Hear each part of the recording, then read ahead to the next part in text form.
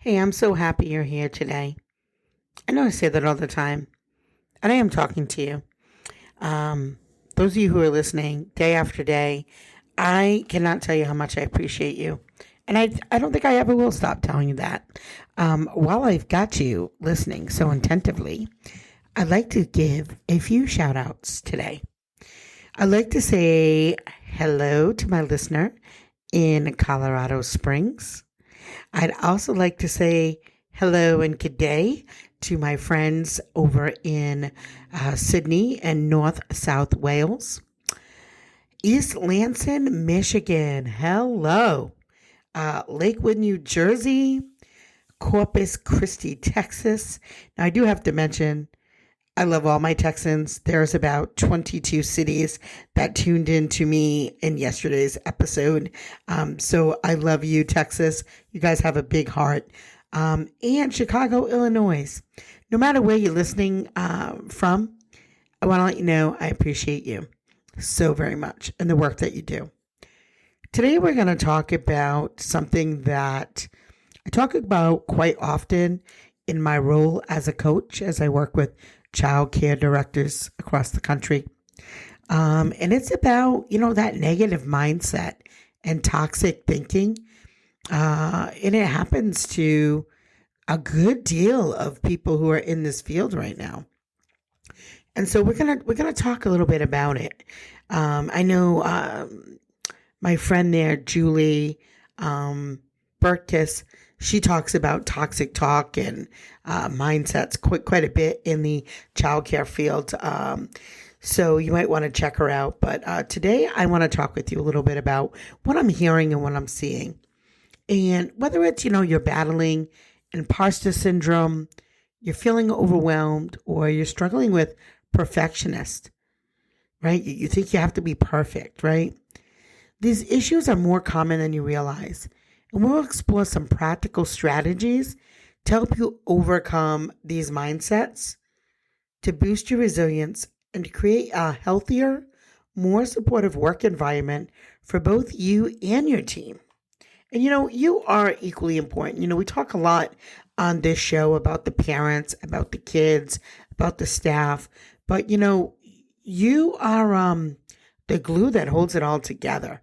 And sometimes it's crazy glue, sometimes it's super glue, sometimes it's Elmer's glue, sometimes it's the dollar store glue stick that doesn't work. But you're the glue that holds it all together. And you're so important, and your health and well-being is important to me. And so I want you to know that. So let's talk about the importance of mindset in leadership. Leadership isn't just about skills or technical knowledge. It's also about how we perceive ourselves, our work, and our ability to handle challenges. Negative mindsets like imposter syndrome or perfectionism can severely affect our performance, our emotional well-being, and even our ability to lead effectively.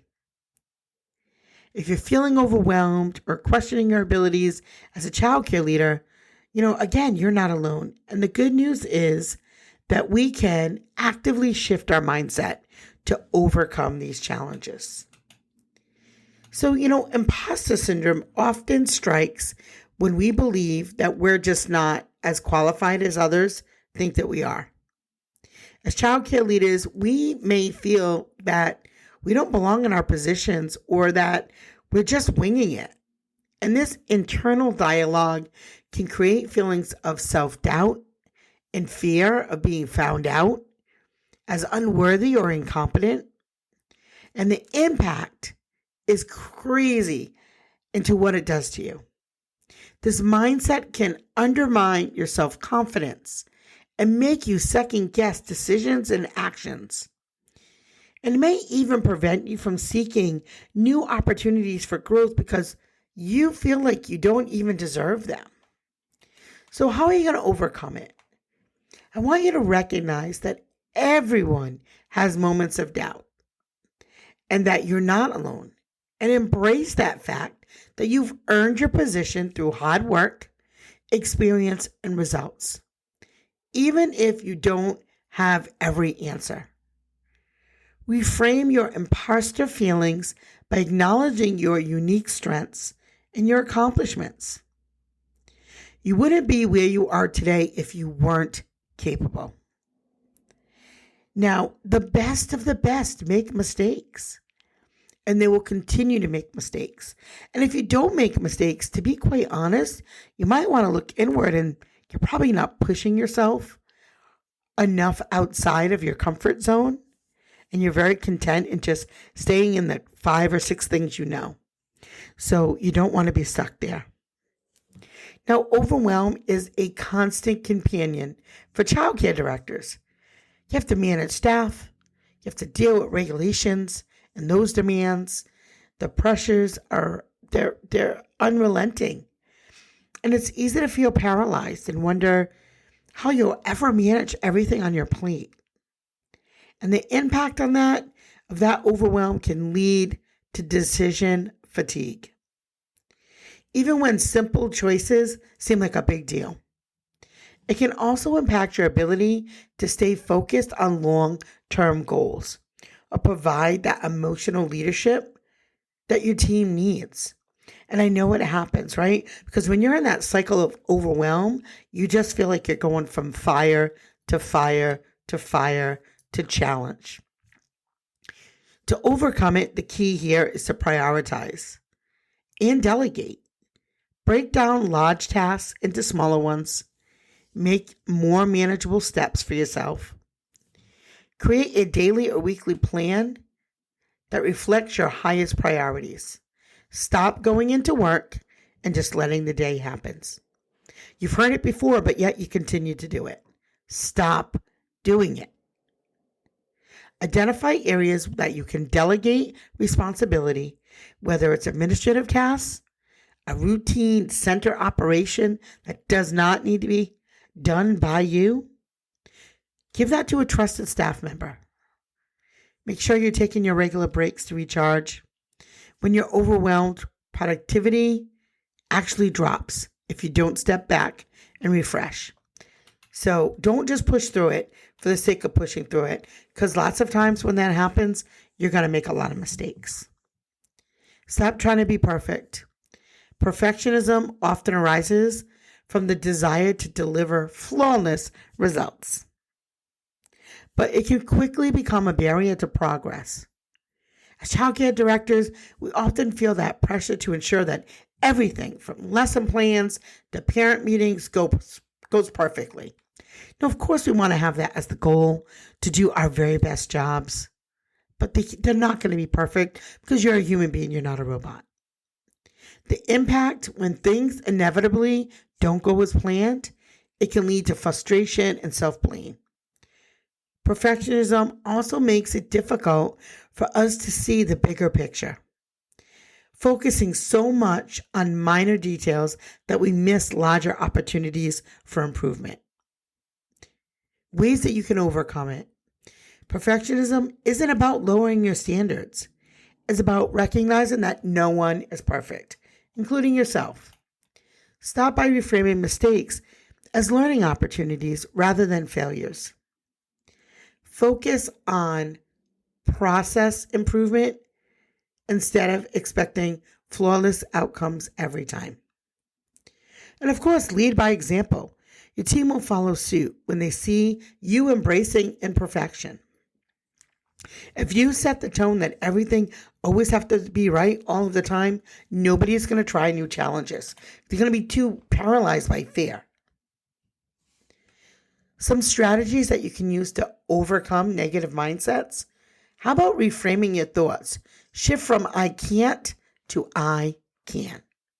Reframing is one of the most powerful tools at your disposal. Instead of focusing on your limitations, we focus on possibilities. When negative thoughts arise, like I can't handle this or I'm failing, actively reframe them to something more positive. Instead of thinking I'm failing at leading my team, you can reframe it as I'm learning how to improve my leadership and the challenges help me grow. Reframing doesn't just shift your perspective, it helps you take control of your emotional and mental state. And when you reframe your thoughts to be more growth oriented, you'll notice a difference in your energy, in your decisions, and the way that you approach your work. Focus on what you can control too. You cannot control everything, and you cannot control everyone. You can't control their reactions. You can't control their opinions. So you have to focus on what is within your control. And your control is essential to managing your overwhelm, your stress, your breakdown. In childcare leadership, it is easy to get bogged down by external factors like the staff turnover or financial pressures or staying on budget or ever-changing regulations or expectations. The truth is, though, you can't control everything. Instead, focus on areas that you have influence over, whether it's improving your team dynamics, enhancing internal processes, or prioritizing your self-care. Take attention where you can make a difference. One practical exercise I would say is to create control and influence chart. In one column, list the things that you can control, like your own time, management or staff training schedules. In the other column, list things you can influence, like shaping the center's culture or advocating for better resources. Let go of the things you cannot control and concentrate your energy on what you can change. Be kind to yourself. Being kind to yourself is one of the most important strategies in overcoming this feeling that you have to be perfect. Perfectionism often leads to self-criticism and failure and fear of failure, which only increases stress and burnout. And when things go wrong, instead of beating yourself up, practice some self-compassion. That means accepting that you can't control everything and giving yourself a little grace when things don't go as planned. One strategy that you can use is to adapt a self-compassion mantra. A simple phrase like, I'm doing my best and it's okay to make mistakes. Repeat this mantra when you feel perfectionism is creeping on in. In addition, celebrate your progress over trying to be perfect. Recognize that those small wins and milestones, no matter how minor they may seem, those will help you build your momentum and create a healthier relationship with your leadership style. Limit that negative self-talk. I cannot deal with that. Negative self-talk is one of the quickest ways to spiral into a negative mindset. And not just for you, but people around you hearing your negative mindset. If you're constantly telling yourself that you're not good enough, it's impossible to lead effectively, stop it. Instead, make conscious effort to interrupt those negative thoughts. When you hear that inner critic, replace it with positive affirmations. I am a capable leader. I am confident in my decisions. I am here to help my team grow. Write those affirmations down and post them where you can see them throughout the day. Maybe it's at your computer. Maybe it's on the wall. Maybe it's in the restroom. I don't care where you post it, but post it. Over time, your internal dialogue will shift from self-doubt to confidence. The more you affirm your strengths, the more you will become ready to take on the world, to grab that leadership by the horns. It will become ingrained in your leadership mindset. I promise you this is true. I have more confidence than one person should legally be allowed to have. And it's because I tell myself, I'm great. I know I'm great. You know who else I know is great? I know you're great too. That doesn't sound vain. And it's okay to feel confident in your leadership abilities, just like it's okay to be humble and it's okay to make mistakes. It's okay to acknowledge you are human. Encourage that open communication and being vulnerable. A toxic environment often stems from that lack of communication and being afraid to share that vulnerability in your leadership. When leaders are not open about their struggles, Staff feel isolated and really, honestly, unsupported. Encourage transparency and open dialogue. Hold regular check-ins with your team, not just about performance, but about their challenges and emotional well-being. Let your team know that you're there to support them and that you're all in this together. Sharing your own leadership challenges is how you will overcome them and become more human. Humanize yourself as a leader. That promotes trust. When you set that tone for openness and honesty, man, your relationships will soar. Leadership isn't about being the loudest voice in the room. I'm going to say it again. Leadership is not about being the loudest voice in the room. It's about listening. By practicing active listening and leading with empathy, you foster a culture where staff feel heard, they feel valued, they feel supported. Encourage team members to share not only their successes, but also their struggles. I don't want them to be afraid to say, gee, I'm really struggling in this area. Always respond with empathy, not judgment.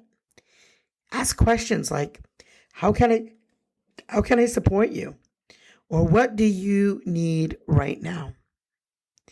Actively listening to your team will strengthen your relationship with them, create an atmosphere of mutual respect and support. One powerful way to create a motivating work environment is, again, to celebrate those small wins. It's easy. It's easy to overlook the day-to-day process and also your progress that drives your center forward. Acknowledge every success, no matter how big, how small. And if you're not sure, go back. I have an episode, probably 15 or 20 episodes back, on celebrating small wins. Whatever you really think that you're struggling with, I promise you, we have a library of 344 episodes. Now, not every episode is going to be the right one for you. And I promise episode 1 is maybe not that great because, hey, I was just starting out and I make mistakes too. And, some episodes are great and some episodes are, okay.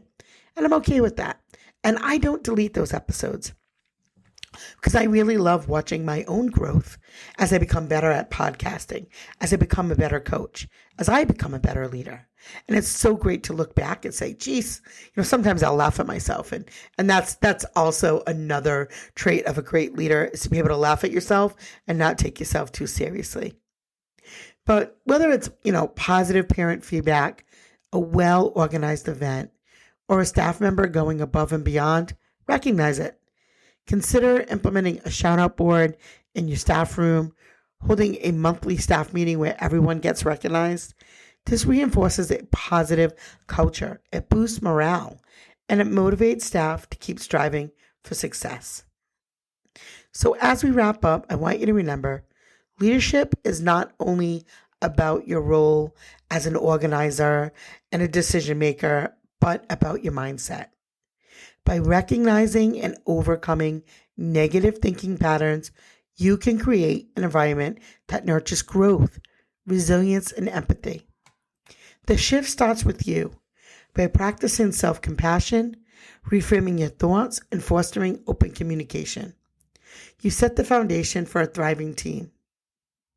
So thank you for listening to the Childcare Director's Chair. I encourage you to reflect on your mindset today and take the steps towards building a more supportive, empowering work environment. Remember, small changes, they lead to big results. Reframe those negative thoughts. Practice reframing your negative thoughts with opportunities for growth. Focus on what you can control. Identify areas where you have influence and put the energy there. Celebrate those small wins.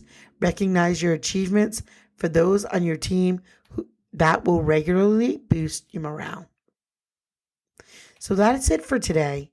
Thank you, as always, for tuning in to the Childcare Director's Chair podcast. I'm your host, Erica Saccoccio. Have a great day.